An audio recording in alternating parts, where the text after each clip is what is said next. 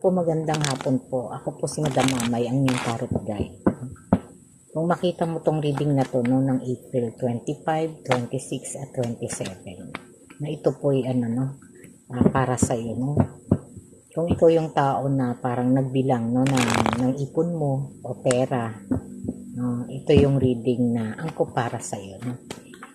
At kung may balak ka, no, parang pinaglalaanan mo ng ipon mo, yung parang ng negosyo, no, parang gusto mong ilaan sa karir mo, ito po ay para sa iyo. No? Yung iba naman na hindi makaka-resonate, no, pwede naman po abang na lang kayo ulit, para sa susunod na video. Ito yung energy na to, yung parang parang medyo nagdududa, no, naghihinala, no, kung sa partner niya na parang malaki yung pinagbago doon sa relasyon, no? Parang nanabang sa relasyon, no? At medyo laging late na umuwi, no? At madalas po hindi nag-uusap, no? Kaya ito po, no, ay para sa iyo po, no, na minsan may mga gabi na parang napapanaginipan mo na meron siyang iba, no? Ito na po yung reading na ito.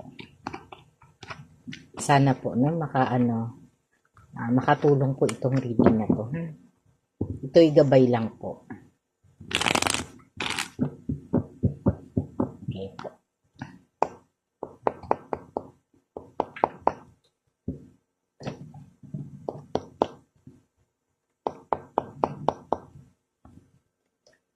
Si King, Queen, Queen of Wands, no, na talagang dito ay saka si Five of Cups,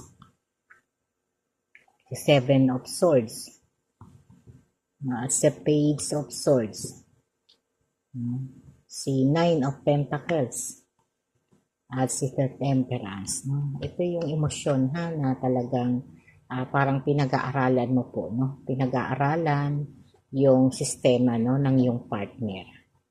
At dito po, no, medyo napapaano ka parang lately, no, madalas po kayong magtalo, no, na parang napagagalitan mo, natatanong mo, tapos nauuwi po to sa pagtatalo, sa pagtatalo, no, samaan ng loob hanggang nakakatulog na lang kayo, no, na hindi na kayo nakakapag-usap, no. At ito yung sitwasyon na talagang medyo mataas yung pressure po, no, sa inyong relasyon.